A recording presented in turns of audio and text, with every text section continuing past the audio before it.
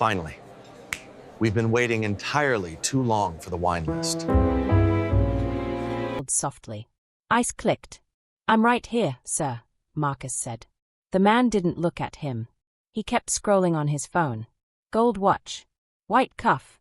The kind of calm that came from knowing the room bent around you. "I ordered sparkling." "This is flat," the man said. He finally glanced up. His eyes moved slow. Measured. Then stopped on Marcus's face. "Ha," he added. "Figures." Marcus swallowed. The restaurant noise dimmed. Forks scraped. Someone laughed too loud across the room. The smell of garlic butter hung thick in the air. "I'll replace it," Marcus said. The man leaned back. Smiled. "You people always mess up the simple things," he said. Not angry. Casual. Like stating the weather. The table went quiet. A woman nearby looked down at her plate. A server passed by and didn't stop. The manager stayed behind the bar, polishing a glass that was already clean. Marcus felt heat crawl up his neck. His chest tightened, but his face stayed calm. He'd learned that part early. "I'll be right back," he said. As he turned, the man spoke again. Softer. Sharper. "And don't take too long. I don't want my food ruined too." Marcus paused. Behind him, the man added one last thing. A line meant only for him. "People like you don't last long in places like this." Marcus didn't turn around. But inside his jacket pocket, his phone vibrated. A reminder notification lit the screen. Inspection. Tonight. Confidential. Marcus stepped toward the kitchen. And the man at table 12 had no idea who was really being tested. Marcus had learned to read tables the way sailors read weather. Table 12 was a storm. The man sat alone in a corner booth, jacket draped over the seat like it owned the place. His phone rested face up beside his plate. Expensive. New. The kind people noticed without meaning to. Marcus approached with water refills. "Sparkling," the man said, without looking up. "Yes, sir." Marcus placed the glass carefully. No spill. No sound. The man took one sip. His face twisted. "This is flat." Marcus leaned in slightly. Smelled carbonation. It was fine. He knew it was. "I can." "You already did," the man cut in. "Wrong." A pause formed. "Heavy. Sticky." Marcus nodded. "I'll replace it." The man looked up then. Really looked. His eyes traveled slow. "Shoes. Pants. Shirt. Skin. He said. "You all wear the same thing here." Marcus kept his voice even. "Yes, sir." The man smiled. Thin. Convenient. A woman at the next table shifted in her chair. Fork paused mid-A. Then down again. Marcus turned toward the bar. "Hey," the man said. Marcus stopped. "Don't forget," the man added. "I'm in a hurry." "Yes, sir." At the bar, the manager, Tom, was watching. He always watched. Just enough to say later that he had seen something. Not enough to act. "Everything okay?" Tom asked. "Yes," Marcus said. Tom nodded. Looked relieved. Relief was cheap. Marcus returned with a new glass. The man didn't touch it. "Now my food's cold," he said. "I just brought it out," Marcus replied. "You're arguing," the man said calmly. "That's not your job." Marcus felt it then. The familiar pressure behind the eyes. The warning sign. "I apologize," he said. The man leaned back. Crossed his arms. "People don't know their place anymore," he said, loud enough for others to hear. "It's exhausting." No one spoke. Marcus reached for the plate. "Don't touch it," the man snapped. Marcus froze. "You'll contaminate it," the man added. "I don't know where your hands have been." A quiet gasp came from somewhere. Then nothing. Marcus slowly pulled his hand back. "I'll have the kitchen remake it," he said. The man smirked. Finally. Marcus turned away. Halfway to the kitchen, he heard it. "Make sure they wash their hands back there," the man said. "You never know." Marcus didn't react. But inside, something tightened. Old memories. Old rooms. Old rules. In the kitchen, steam hissed. Pans clanged. "You okay?" another server whispered. "Yes," Marcus said. The food was remade. Perfect. When Marcus returned, the man was smiling at Tom. "I was just telling him," the man said, "that I've never been treated so poorly." Tom frowned. Looked at Marcus. "Is that true?" Tom asked. Marcus opened his mouth. The man raised a hand. He's been rude. Slow. Aggressive. Aggressive. Marcus felt the word land. Heavy. Dangerous. I wasn't aggressive, Marcus said quietly. Tom shifted. Uncomfortable. Marcus, maybe just. I felt unsafe, the man added smoothly. I don't think he should serve me. The room seemed to shrink. Tom glanced around. Guests stayed at plates. At phones. Anywhere else. Marcus, Tom said, can I see you for a moment? Marcus nodded. As he walked away, he felt eyes on his back. The man watched him go. Satisfied. Marcus's phone buzzed again in his pocket. Inspection in progress. Maintain observation. Marcus exhaled slowly. Table 12 waited. And the night was just beginning. Marcus stood near the service station while Tom spoke in a low voice. Just give him space, Tom said. Let someone else handle the table. Marcus nodded. He didn't argue. Arguing never helped. But, Tom added, eyes flicking toward the dining room, you need to be careful. People like that, they complain loud. People like that. Marcus understood what Tom meant. He also understood what he didn't say. Yes, Marcus replied. Tom exhaled, relieved again. Go run food for the back section. Marcus stepped away. As he passed the corner booth, the man at table 12 lifted his glass in a mock toast. Marcus didn't look back. The dining room felt different now. Tighter. Quieter. Whispers moved faster than footsteps.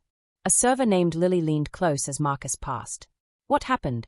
He complained, Marcus said. That's it. Marcus paused. That's enough. Lily frowned. He said you were aggressive. Marcus gave a small nod. The word was already spreading. Aggressive meant trouble. Aggressive meant believable. At table 12, the man waved a different server over. Younger. Nervous. Finally, the man said. Someone competent. He glanced toward Marcus on purpose. Marcus felt the look like a hand on his shoulder. Not heavy. Just enough to remind him who was in control. The new server returned with bread. The man inspected it. Burnt, he said. Do you all hire off the street? The server laughed softly. Unsure. I can replace it. You should, the man said. I'm paying good money. Good money. Good reason. Near the bar, two guests whispered. Did you see that? One asked. See what? The other replied. The way he talked to him. A pause. Well, the second said. You don't know what happened. Marcus heard that too. Tom approached Marcus again. He wants to speak to me, Tom said. Marcus nodded. Tom hesitated. He mentioned writing a review. Marcus felt a flicker inside. Not fear. Recognition. I understand, Marcus said. Tom studied him. I need you to understand something too. Reviews hurt everyone. Marcus met his eyes. I know. Tom lowered his voice. We can't afford trouble. Trouble always costs the same person first. At the booth, the man gestured broadly as Tom approached. I come here all the time, the man said. I bring clients. I spend money. Tom smiled. We appreciate that. I don't feel appreciated, the man continued. I felt targeted. Tom blinked. Targeted? Yes, the man said calmly. Hostile body language. Tone. Attitude. Marcus watched from a distance. Tone. Body language. Words with no proof and no fingerprints. I don't think he should be on the floor, the man added. Frankly, he made the experience uncomfortable. Tom nodded slowly. Too slowly. I'll handle it, Tom said. The man smiled again. I trust you will. Tom returned to Marcus. Go clock out early, he said. Just for tonight. Marcus stared at him. I still have 2 hours. Tom lowered his voice. It's better this way. Better for who wasn't a question that needed answering. Marcus removed his apron. Folded it neatly. Around him, no one spoke. No one met his eyes.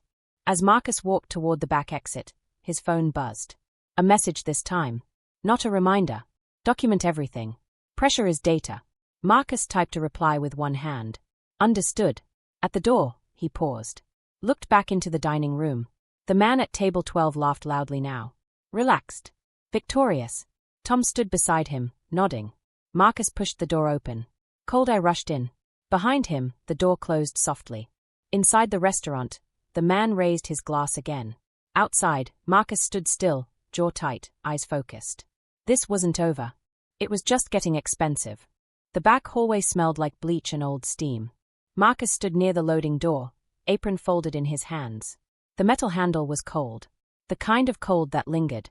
Inside the kitchen, voices moved around him like water around stone.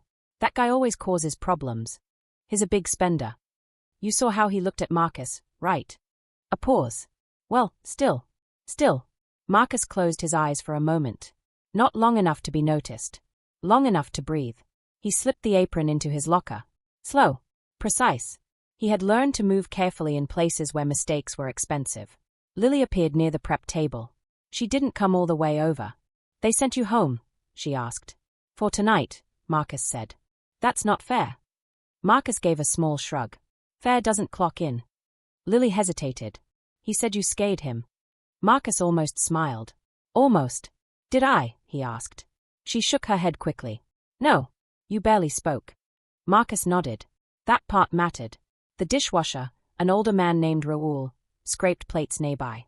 They always say that word, Raoul muttered. Aggressive. Marcus looked up. Raoul didn't meet his eyes. Means whatever they need it to mean. Marcus felt something settle in his chest. Heavy. Familiar. Through the small window, Marcus could see the dining room. Table 12 was visible from here. The man leaned back, relaxed. His voice carried even through glass. People are too sensitive now, the man said. You can't say anything without them playing the victim. A server laughed nervously. Tom stood nearby, smiling tightly. Marcus watched Tom's shoulders. How stiff they were. How careful. Fear wears uniforms too, Marcus thought. His phone vibrated again. Any witnesses engaging? Marcus typed. Passive silence. Staff complicit through fear. Guest emboldened. He slipped the phone away. Two cooks spoke near the grill. Did you hear? One said. The guy threatened a lawsuit. For what? Discrimination, the cook scoffed. Can you believe that? Marcus exhaled slowly. Discrimination. Turned inside out. Used like a shield. Tom stepped into the kitchen. His voice dropped instantly. Guys, let's keep it professional. The room quieted. Tom's eyes found Marcus. Marcus, he said. Can we talk? They stepped into the storage room. Boxes stacked high. Labels peeling. Tom rubbed his face. His escalating. Marcus waited. He says he felt profiled. Tom continued. That you singled him out. Marcus tilted his head slightly. Did he explain how? Tom didn't answer right away. He mentioned your tone, Tom said. Your posture. Marcus nodded. My posture. Tom sighed. Look, I know you. But optics matter. Optics. The word landed harder than the accusation. So what happens now? Marcus asked. Tom lowered his voice. Corporate doesn't like risk. Marcus held his gaze. Neither do I. Tom hesitated. If he files a formal complaint, we'll have to respond. And? Marcus asked. And you'll be part of it. Marcus felt the edge now. Sharp. Close. Am I being written up? He asked. Tom shook his head quickly. No. Not yet. Not yet.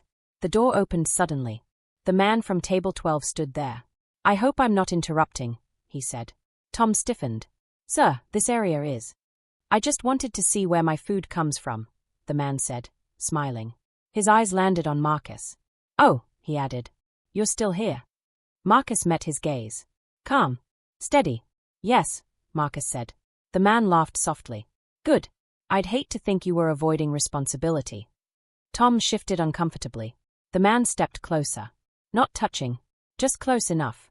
You know, the man said, lowering his voice, places like this survive on reputation. Marcus didn't respond. And people like me, the man continued, decide what gets said. Marcus felt the threat settle into the room. I'm sure, Marcus said evenly. The man's smile faded for half a second. Just enough. I'll be watching, the man said. Then he turned and left. The storage room felt smaller after. Tom exhaled. You see what I'm dealing with? Marcus nodded. I do. Tom rubbed his hands together. I need you to understand, this isn't personal. Marcus looked at him. Really looked. It never is, Marcus said. His phone vibrated again. Threat confirmed. Escalation noted. Continue observation. Marcus straightened. Tom, he said, I'll cooperate with whatever process you need. Tom looked relieved. Thank you. Marcus picked up his jacket. As he walked out the back door, the noise of the kitchen swallowed itself behind him. Outside, the night air was sharp. Marcus didn't flinch. Pressure always revealed structure. And this place was cracking. Marcus didn't go home. He sat in his car across the street, engine off, lights dark. The restaurant glowed through the windshield. Warm. Inviting. False. Through the glass, he watched the man at table 12 stand to leave. Confident. Unbothered. He shook Tom's hand like an equal. Like a partner. Marcus noted the time. He typed on his phone. Subject exits without consequence. Staff appeasement observed. Pattern emerging. He slipped the phone away as the man stepped outside. The man paused near the valet stand. Took a call. Yes, he said, voice sharp with satisfaction. Handled. Marcus caught the smile. The next evening, Marcus returned to work. Same uniform. Same calm. Different air. Tom avoided his eyes at first. Lily didn't. She gave him a tight smile. His back, she whispered. Marcus nodded. He already knew. Table 12 again. The man looked up as Marcus passed. Well, the man said. They didn't fire you. Marcus stopped. No, sir. Good, the man replied. Second chances are important. Marcus felt the insult slide under the words. This time, the man brought company. 2 men in tailored jackets. Loud voices. Easy laughter. Best place in town, the man said. As long as you get the right service. One of the men glanced at Marcus. That him? Marcus held still. That's him, the man confirmed. Marcus felt the shift. The room leaned in without realizing it. Orders came fast. Interruptions faster. No, not that. I said medium, not whatever this is. Do you even write things down? Marcus responded evenly. Clean. Controlled. The man shook his head. Unbelievable. At another table, a woman watched. Younger. Alert. Her eyes didn't look away this time. Marcus noticed her notice. In the kitchen, Lily whispered. Why is he doing this? Marcus answered quietly. Because he can. She bit her lip. Everyone sees it. Seeing isn't acting, Marcus said. When Marcus returned with drinks, the man leaned forward. You nervous? He asked. No, Marcus replied. You look nervous. I'm not. The man smiled. Funny. Most people get nervous when they know they are being evaluated. Marcus paused. Just long enough. Evaluated by whom? He asked. The man waved a hand. By people who matter. Marcus nodded slowly. Understood. But inside, something clicked. That word again. Evaluation. The man's guest laughed. Relax, man. It's just dinner. The man didn't laugh back. No, he said. It's standards. Marcus wrote that down later. Near the bar, the woman from earlier spoke to Tom. I want to say something, she said quietly. About that table. Tom stiffened. Is there a problem? She lowered her voice. The way he's treating your staff. Especially that server. Tom glanced toward Marcus. Then away. I'll handle it, Tom said. She didn't look convinced. The man raised his voice suddenly. This is ridiculous, he said. How hard is it to get service right? The room went quiet. Marcus stood straight. What can I fix, sir? The man leaned back. Your attitude. Marcus felt the weight of eyes again. I'm here to help, Marcus said. The man laughed. That's not what it feels like. There it was. Feeling over fact. After the rush, Marcus stood by the service station. His phone vibrated. Multiple incidents logged. Similar language. Same target. Pattern confirmed. Marcus typed back. Agreed. Escalation public. Witnesses present. Across the room, the man watched him type. What are you writing? The man called out. Marcus looked up. Notes. About me? The man asked, smiling.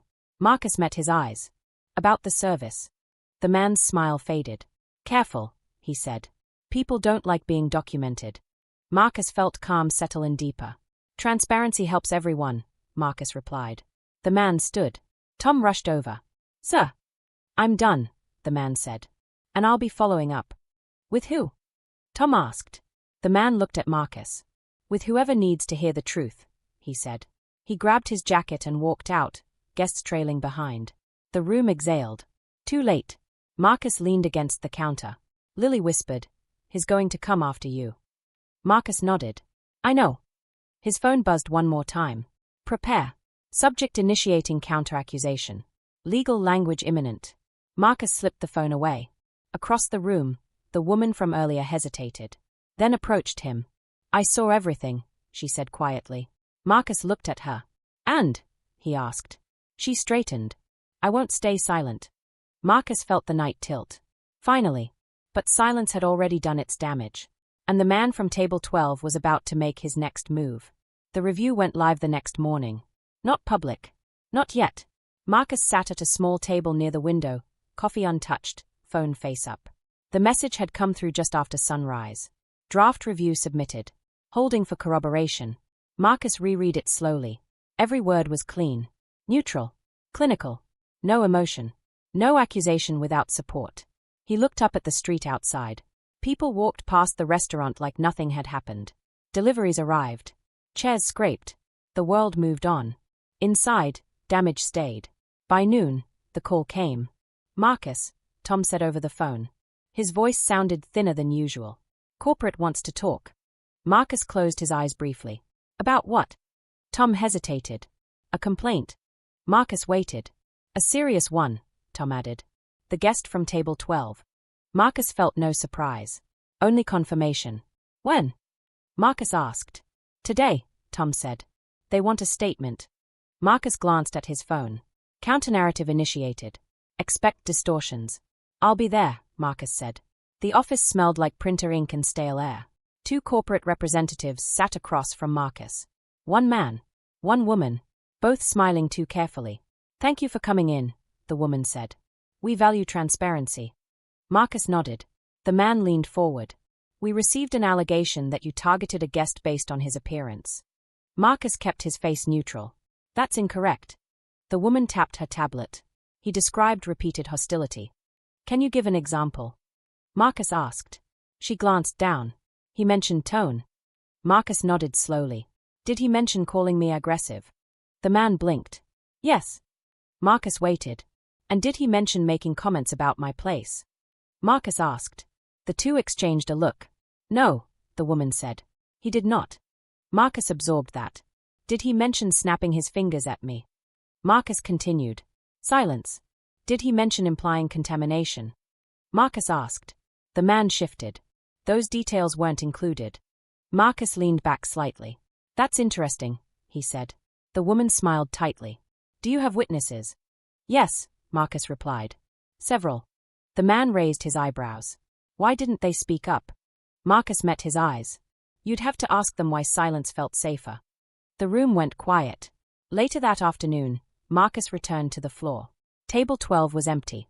But the air still carried him. Lily pulled Marcus aside. He called earlier. Marcus looked at her. What did he say? That he's writing a review, she whispered. A big one. Marcus nodded. He already did. Lily frowned. What? Marcus didn't explain. At the bar, Tom stayed at his phone. Marcus, he said. Corporate's nervous. Marcus nodded. They asked if you had any outside affiliations. Marcus looked at him calmly. And I said no, Tom added quickly. I mean, nothing official. Marcus studied Tom's face. Fear. Confusion. You should have said you didn't know, Marcus said. Tom swallowed. Do I need to? Soon, Marcus replied. That evening, the restaurant filled again. Different crowd. Same tension. A man in a plain jacket sat alone near the window. He didn't order right away. He watched. Marcus noticed. The man took notes. Not on a phone. On paper. Marcus served him water. Busy night, Marcus said. The man nodded. Patterns repeat. Marcus paused. They do. The man looked up. His eyes were sharp.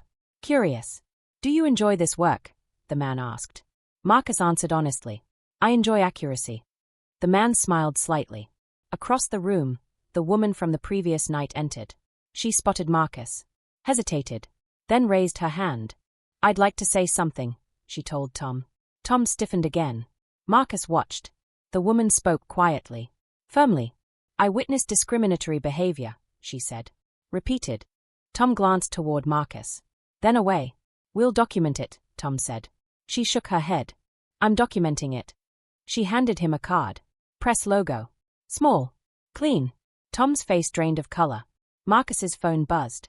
External witness identified. Media leverage increasing. Marcus typed back. Proceed cautiously. At that moment, the man from table 12 walked back in. Unannounced. Smiling. I forgot something, he said loudly. The room froze. His eyes locked on Marcus. There you are, he said. Still taking notes? Marcus met his gaze. Yes, Marcus said. The man's smile sharpened. Good. He stepped closer. Lowered his voice. Because when this is over, the man said, you won't be working anywhere worth reviewing. Marcus didn't blink. Behind the man, the journalist watched. And for the first time, the power in the room shifted, just slightly. Enough to be dangerous. The external reviewer arrived just after 9. No announcement. No uniform. Just a woman in a grey coat who didn't rush and didn't smile. She stood near the entrance and took in the room like it was evidence. The man from table 12 noticed her late. That was the first mistake. Tom approached her quickly. Too quickly. Thank you for coming, Tom said. She nodded once. I'm here to observe. Her eyes moved past him. Landed on Marcus. Marcus met her gaze. Calm. Ready. The man stepped forward. I assume you're here about me.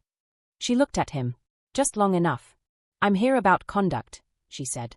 The word hung in the air. They didn't sit in the office. She chose a table in the open. Center of the room. Visible.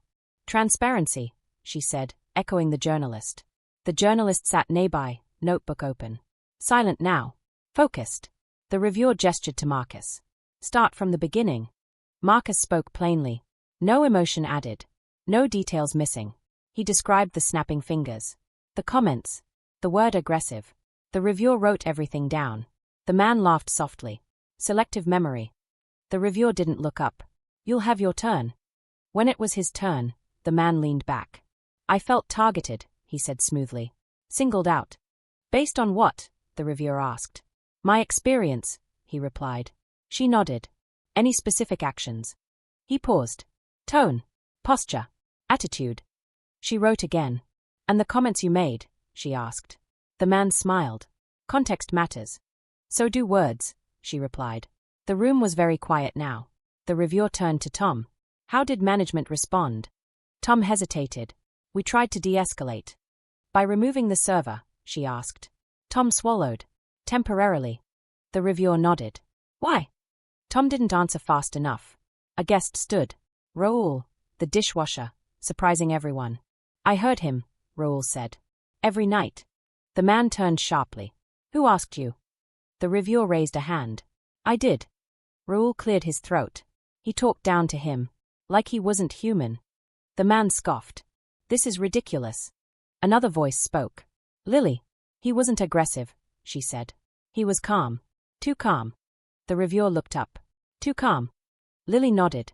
Like he knew this would happen. The man's eyes snapped back to Marcus. What is that supposed to mean? He demanded. Marcus stayed silent. The reviewer leaned forward. I'd like to see the review draft. The man froze. What review? The journalist slid her phone across the table. The reviewer read. Slowly. Her expression didn't change, but something hardened behind her eyes. This is thorough, she said. The man laughed. Anyone can write fiction. Marcus spoke then. There are timestamps. The reviewer looked at him. From where? Marcus took a breath. From an independent evaluation process, he said. The man's smile vanished. What process? He asked sharply. Marcus met his gaze. One you weren't aware of. The reviewer straightened. Marcus Reed, she said. You're not just a server. Marcus didn't deny it. I'm part of a contracted assessment team, he said. My role is to evaluate workplace conduct under pressure. The room shifted. Hard. The man stood abruptly. This is entrapment. The reviewer shook her head. No. This is observation. The journalist's pen flew. Tom looked like he might faint. You lied, the man said, pointing at Marcus. I did my job, Marcus replied. The reviewer closed her notebook. And you did yours. She turned to the man.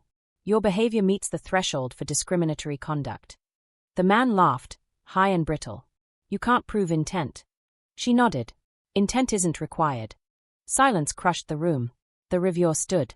Effective immediately, this establishment will be placed under formal review. Tom's mouth opened. Closed. The reviewer continued. Staff training. Policy changes. Management accountability. She looked at Marcus. And protection for whistleblowers. The man backed away slowly. This isn't over, he said. The reviewer met his eyes. For you, it is. Security arrived quietly. Professional. Firm. The man was escorted toward the door. As he passed Marcus, he hissed, "You ruined this place." Marcus answered softly, "No, you exposed it." The door closed behind him. The room exhaled, long and deep. But justice never arrived without cost. Marcus felt it settle in his chest. Heavy, necessary, and not finished yet. The restaurant didn't close that night. It stayed open, lights on, doors unlocked, like nothing had happened. But everything had. Tom sat alone at the bar, staring at a glass he hadn't touched. His shoulders sagged now. No audience. No script. Marcus stood near the window, watching police lights fade down the street. They hadn't been there for the man. Not officially. Still, the image lingered. The reviewer spoke quietly with the journalist near the entrance. "This won't be quick," the reviewer said. "Change never is." The journalist nodded. "But it's visible now." "That's the point," the reviewer replied. Corporate didn't wait until morning. An email hit every manager's inbox within the hour. Formal language. Clear directives. No warmth. Marcus watched Tom read it. Line by line. His face drained again. "They are suspending floor authority," Tom said finally. "Mine." Marcus didn't react. "They are bringing in oversight," Tom continued. "Training. Audits." He swallowed. "They want statements. Written." Marcus nodded. "That's fair." Tom laughed weakly. "Is it?" Marcus looked at him. "It's necessary." Lily sat at a table nearby, hands wrapped around a mug. "I thought I was brave," she said quietly. "Turns out I was just lucky." Marcus sat across from her. "Bravery shows up late sometimes." She looked up. "Will you be okay?" Marcus considered the question. "Yes," he said. "Eventually." The next day, the review went public. Not sensational. Not loud. Precise. It outlined patterns. Language. Silence. Management response. No names were dragged. No insults thrown. Facts did the work. By noon, reservations dropped. By evening, apologies appeared online. By night, the owner released a statement. "We are listening." Marcus read it twice. Listening had come late. The man from table 12 tried to respond. His post was long. Defensive. Angry. It didn't land. Screenshots followed. Witness comments. Threads unraveling his story. By the end of the week, his account went private. Influence evaporated quietly. Marcus returned to the restaurant one last time. Not in uniform. He walked through the dining room slowly. Tables reset. Walls unchanged. Lily waved. Raoul nodded. Tom stood near the office door. "I should have stopped it," Tom said. Marcus met his eyes. "You can start now." Tom nodded once. "I will." Marcus believed him. Enough. Outside, the journalist waited. "You didn't have to stay anonymous," she said. Marcus shrugged. "The story isn't me." She smiled. "It never is."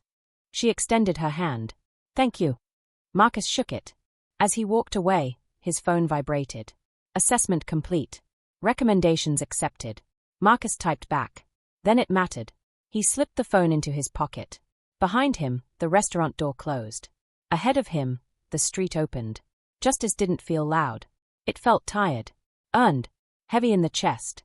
And still incomplete. The quiet came later. Not that night. Not even that week. It came when the noise moved on. Marcus sat on a park bench a few blocks from the restaurant, jacket zipped halfway, hands folded. Morning light cut through the trees in thin lines. Joggers passed. Dogs barked. Life resumed its rhythm without asking permission. His phone stayed dark. For the first time in days, no alerts. No directives. No notes to file. Just stillness. Marcus breathed it in carefully. The story had spread. Not everywhere. Not loudly. But enough. Other restaurants reached out. Quiet messages. Careful words. "We're reviewing our policies. We want to do better." "We didn't know." Marcus read them without responding. Knowing was never the problem. He thought about the man from table 12. Not with anger. Not anymore. Just with clarity. The man would land somewhere else. People like him always did. Another room. Another server. Another silence, if allowed. Marcus knew that too. Justice wasn't a finish line. It was a pause in the cycle. Lily texted him that afternoon.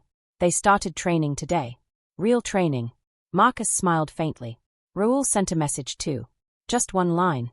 "Thanks for not letting it slide." Marcus stared at the words longer than he needed to. That night, Marcus stood in front of his bathroom mirror. Same face. Same eyes. But something behind them had shifted. Not hardened. Not closed. Sharper. He touched the spot on his wrist where his watch usually Saturday. Habit. Memory. Pressure left marks even when it didn't leave bruises. People asked him later how it felt. He never gave the answer they wanted. It didn't feel like winning. It felt like holding your breath underwater, then finally breaking the surface. Relief came first, then exhaustion, then a quiet grief for every moment that hadn't been documented, every voice that never got a review. Marcus knew there would be another table 12 somewhere, another man who mistook money for immunity, another room waiting to see who would speak. He also knew this. Silence was a choice. So was attention.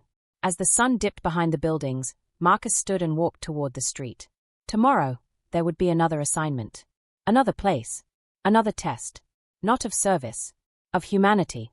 Marcus stepped forward. The city swallowed him back into its noise. But this time, something remained. Not revenge. Not victory. Accountability.